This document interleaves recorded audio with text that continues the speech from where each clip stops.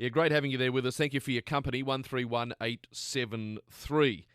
Look, no nation is perfect, and no nation shares all and every value of Australia. I think that's true to say. But when you look at the troubled Middle East, it is also true to say that the nation that's closest and most aligned to Australia is Israel. So the first visit by a sitting Israeli PM to Australia really should be a fairly harmonious, historic event. And of course, that event gets underway later today when Benjamin Netanyahu will land in Australia to commence a official visit. But historic and harmonious it won't be if some people get their way. We read earlier in the week that a group of business and religious leaders, lawyers, academics, entertainers, even some former politicians, have come together, joined forces to oppose Netanyahu's visit to Australia, saying that his policies provoke, intimidate and oppress the Palestinian people.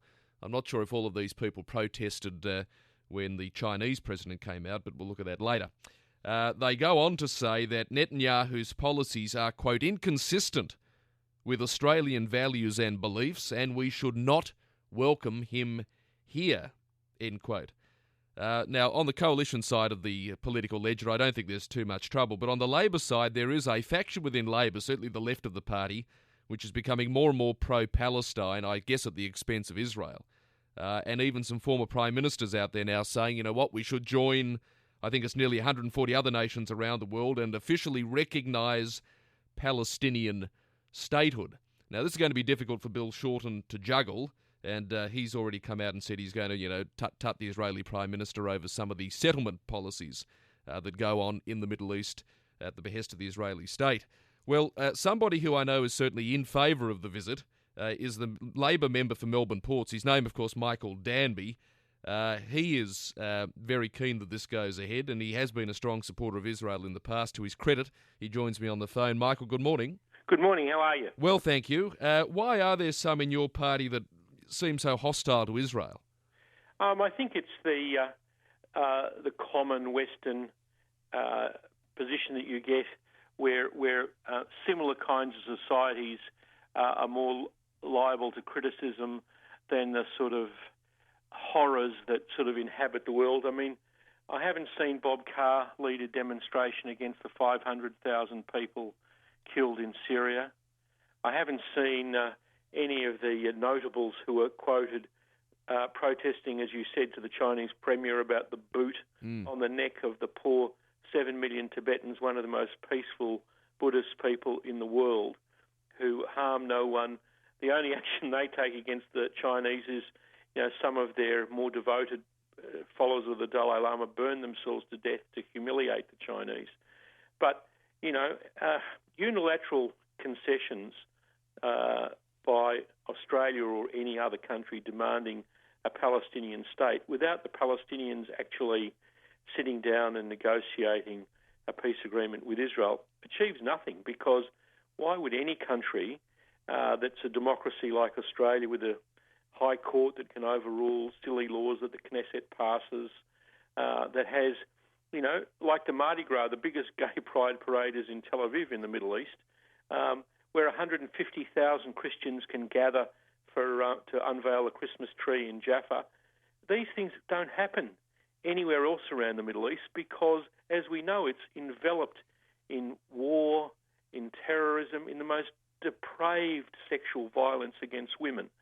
And what these people are really concerned about is some Orthodox Jewish people building apartments a mile or 2 miles across the 1967 line. Now, I believe that in a two-state solution we should swap every inch of housing across the Green Line to the Palestinians for a Palestinian state. But that's for them to determine in a peace treaty discussed by them, not for Australia or Bob Hawke or Bob Carr to announce from Australia. It's laughable. It's a joke. And it's also, I have to say, I'm on the same page as Sam Dastyari. Sam said that he can't understand how people are so obsessed with this issue the other day when there are all of these other big issues that should be... Yeah, it flummoxes me, I have to say. The preoccupation with Israel I find disturbing because, take university campuses, for example. As we know, we've had some recent examples over the last few years where some prominent Israeli academics or whatever have come out, and on cue out come the protesters. Ban them, don't let them speak. Of course, some councils in Sydney have been, over the years, supporting the boycott and divestment sanctions movement against Israeli companies. To the Marrickville Council when they did that, that woman who was the mayor stood, and she was the only one who didn't get up in that last state election. It's very interesting. So in the end, Australians are too sensible to buy all of this nonsense. We understand, whether we're centre-left or centre-right, that a fanatical view of the world is sweeping the world, that when people run people down in cars in Jerusalem, they try to do the same thing at Anzac Day parades here in Melbourne. When people stab people in Tel Aviv, they stab people or shoot people in Parramatta or in Endeavour Hills. It's the same phenomena.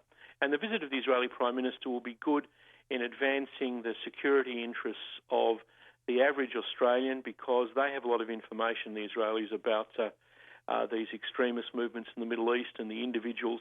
Some of the technology they've invented to prevent terrorist attacks are extraordinary. Do you know that on Facebook, if someone announces that they're going to go out and do a terrorist attack, the Israeli police can intercept them in real time because they've invented computer algorithms that read the threatening individuals' Facebook posts. And that's the kind of thing that we want here in Australia, to make sure that Australians don't face any more situations like the Lint Cafe, like Parramatta, or Endeavour Hills, because these dopey people tend to post these things on Facebook or Twitter. In regard to the two-state solution, looking more broadly, I mean, this is ultimately where probably it'll end up one day, although you look at the American administration now, and Trump, with the recent visit by Netanyahu, seems to have just backed away a little from insisting on that as official policy. I mean, is it actually... I mean, in theory, it's lovely, but in practice, do you ever think we're going to see a two-state solution in that neck of the woods? A couple of points about what you just said. I think the Trump thing actually increases the leverage on the Palestinians. And interestingly, I heard today that Mr. Saeb Erekat, who's one of the leading Palestinian negotiators, said, hold on. We're in favour of a two-state solution. So if Trump's,